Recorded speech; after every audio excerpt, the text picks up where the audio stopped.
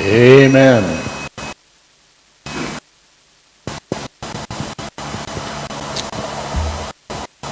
When I was the pastor of College Heights United Church of Christ up in San Mateo, Roberta and I had been together, I think at that point, about a year, when there was the rummage sale at our church. A church remarkably like this one, which always makes me happy when I think of that thought, because I love that community so much. Anyway, we're getting ready for our sale. I go into the garage, and I saw the stack of boxes to take to rummage. I took them to the rummage sale, set up, and our members put prices on everything. But then there I was during the week, and I thought, well, I'll just get what I want to buy and buy it now. Just get that over with. So I go through the rummage sale, and I go, ooh, Roberta's going to like this. Then I'd find something else, and I go, oh, this is so Roberta. And then I find something else, and I go, oh, Roberta's definitely going to want this. And then I find something else, and I go, oh my God, this got her name on it. Anyway, I get like 3 or 4 boxes filled with stuff, pay the money in the box, and then go home, and I go, look, Ro, what I brought home. And she goes, dude, none of that was supposed to go to rummage. That's all my stuff that I didn't know about because it was all in boxes still, because we were still a new thing. Anyway, so every item that I took to rummage, every single item that I was not supposed to take to the rummage sale, every single item I had purchased back because I recognized it was her kind of thing. It was uncanny. So she was charmed, and the church made some money on stuff that wasn't supposed to be there. Still laughing about that one. But that's the joy of patio sales, rummage sales, garage sales. Yes, all the marvelous discoveries that we can make at these events.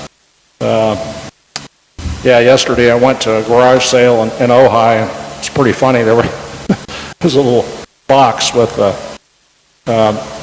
and lying there was a naked Ken with 2 naked Barbies on either side. And I just looked at that and go, very interesting. Very interesting. Only at a garage sale would you see a sight like that. So who knows what kind of titillations you will encounter at our marvelous garage sale. I can't wait to find the exciting items. So yeah, it's fun. Fun for people who come, fun for us. Also a relief to get stuff out of our way that is just cluttering up our lives. Yay. Yay for rummage, yay for patio sales. Looking forward to it, as always. Today, by way of sermon, I decided to do a little rummaging around in my files. As you know, I write just a bit. Anyway, so there's a lot of stuff in there to rummage around and look for things that I might think are treasures. And so I put together a list of what I call oddservations. Odd observations. My one-liners and things that I've observed. A kind of a rummage sale for the soul and the mind. I got the idea for this from a good friend of mine, a couple of guys that I was pals with. One in particular was very close to still. Anyway, in their place that they shared in Berkeley at the seminaries, in their main room, they had a piece of butcher paper that went from one floor up the wall, across the ceiling, and down the other wall, one continuous sheet of butcher paper. And in the middle at the top it said, "Things we like." And they would just write down observations, things they observed or saw or thought about, and put them on this paper. And then we would just lie there on our backs and read them and just go, whoa, trippy, fun, weird, great. Great way to have a party. I recommend it. Just do that, have people add to it, and gawk at them. Same idea. Kind of a thrift store, a patio sale, a garage sale for the mind and the soul.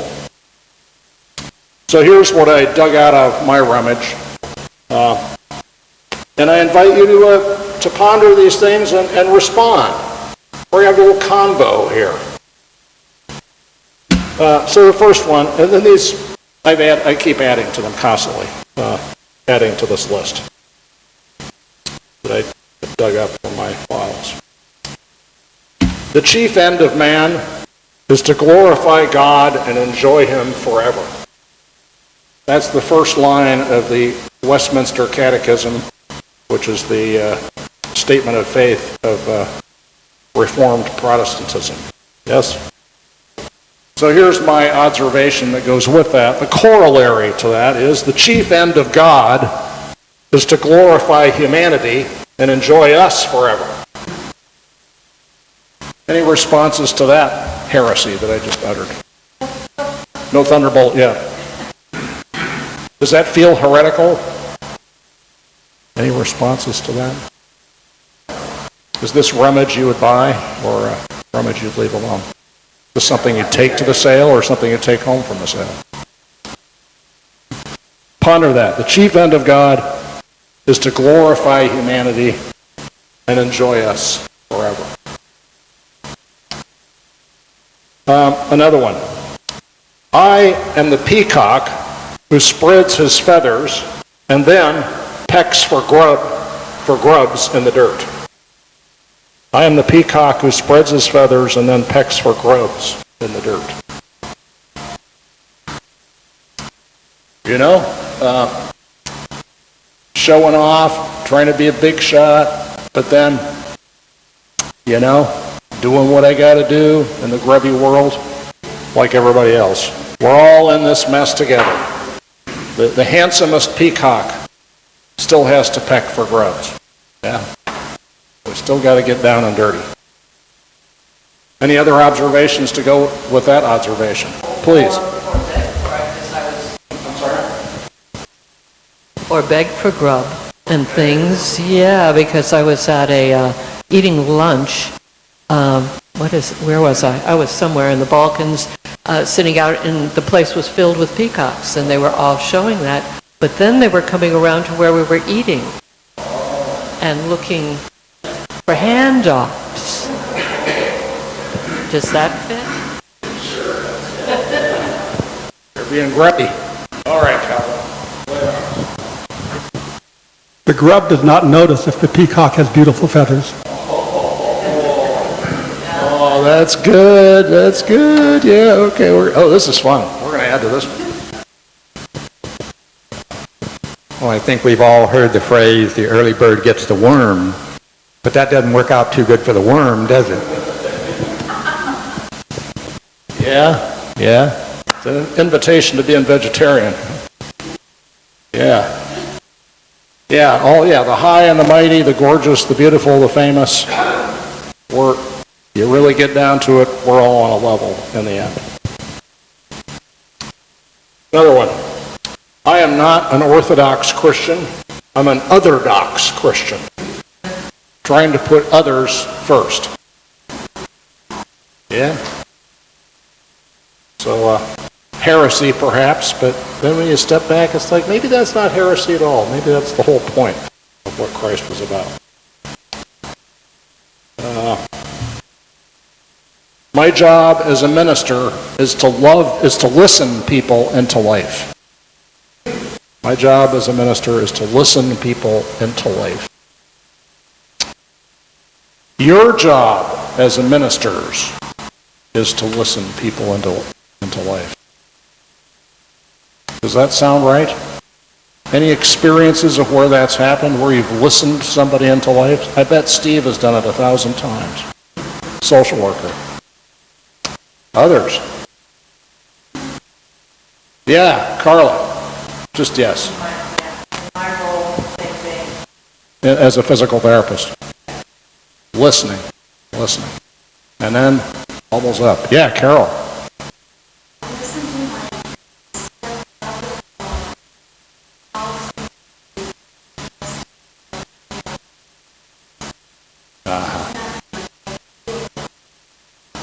you listen to your brother-in-law and his travails. And what a difference it makes. Yeah, Steve, please. I'm running toward you. Hold on.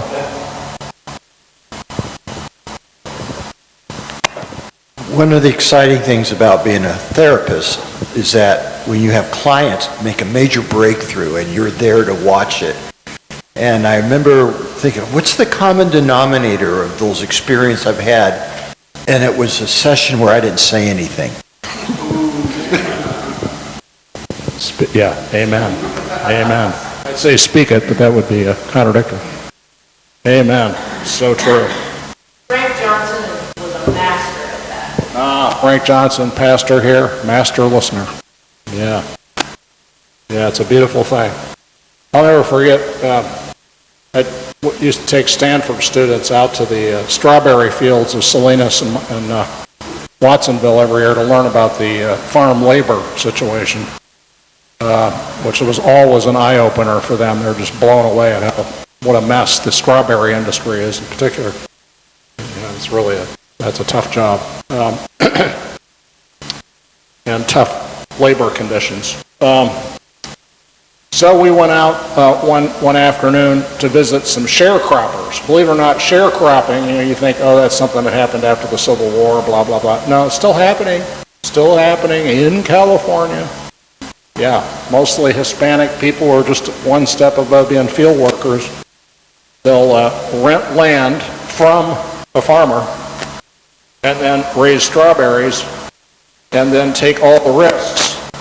But then the strawberry packer decides the price, tells exactly what to do, how to do it, when to plant, what fertilizer to use, what pesticides you must use. Zero decision making, take all the risks, and take that chance. So that's still happening in California. So we went out to visit some this father and son team of sharecroppers. And we're standing there in the field. I got 15 Stanford students listening to two farm workers talk, asking them questions. And at first they're kind of like this, talking, muttering, kind of like embarrassed. But then my students listened and asked more questions and took notes.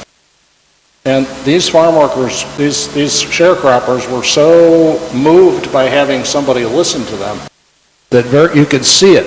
Their heads lifted up and their voices got stronger the longer the students listened to them. And I turned and saw this student next to me weeping, crying, because she saw it too. She saw how listening brought those men to life.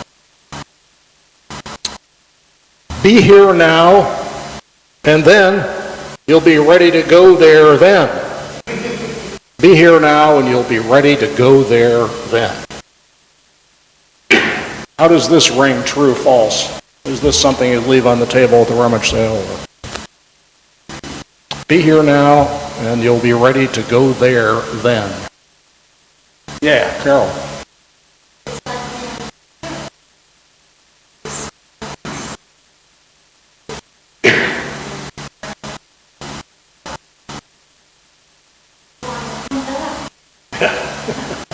You want to come back and being in church is being here now.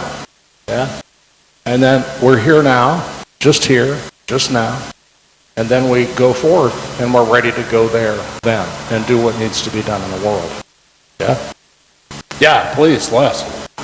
Oftentimes we have like this crappy experience in life or different or thinking about the crappy ones and we go have to go through that. And then the kids who somebody you love, you're able to prevent them from an error or share a wisdom of an outcome that might have to be prepared for because it happened to you anyway. Yeah. Experiences you wish you hadn't had, but then you encounter somebody that needs to hear about that story. And life has changed. Yes, please. Well, I think the human existence is based on experience. And what we decide today is based on what we did yesterday. There's a lot of hope for tomorrow, but tomorrow's still waiting out there. We got to deal with now. Amen. Amen.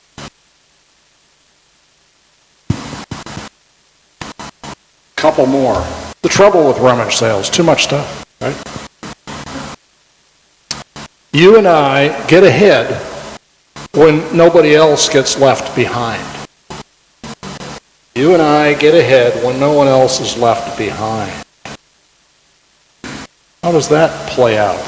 What's the truth or falsehood of that one? Any thoughts? Is it really true? That's another question. I just, warm up to get you thinking, I just think about healthcare in America, right? We're like the only wealthy, industrialized country that doesn't have guaranteed health care guaranteed by the government. Israel, which we give billions of dollars to every year, has universal health care, has single payer, right? And we give them money, Nobody's talking about that. They have better health outcomes than we do because of it. And so this is one of those things where being stingy as a country with health care, like most of us don't notice this because most of us have health insurance, right? From our jobs or from Medicare, etc. So we can think, oh, we're fine. Why should we worry about anybody else who isn't fine? It's like, it doesn't affect me. Reality is, though, it does affect all of us. Because if people can't pay their medical bills, what happens? It jacks up the cost of medical care for everybody. Right? So we pay more in our health insurance premiums. We pay more out of pocket because leaving people behind actually costs all of us money. And it would be cheaper and more efficient by far to make sure everybody had coverage. I just think that's one example of how, as a matter of actual fact, we get ahead, all of us get ahead, when the least of us, when the most vulnerable of us are not left behind. Here's one. I want to take less credit and dish out less blame. I want to take less credit and dish out less blame. Because, and just for myself, this is something I try to remember. I have to work at remembering it. Work at remembering how lucky I am. How extremely lucky I am. In 1,000 ways that result in very good outcomes in my life. And 90% of it is not my doing. Yeah? And so if I should clean up my act and not give, not take so much credit for what's good in my life, at the same time, looking at others and realizing that they've got reasons for why they do things that I don't like that they do. There's more going on than meets the eye with folks who otherwise I might blame. So this is something I'm working on all the time. Any nods out there? Yeah, do I hear an amen? Yeah.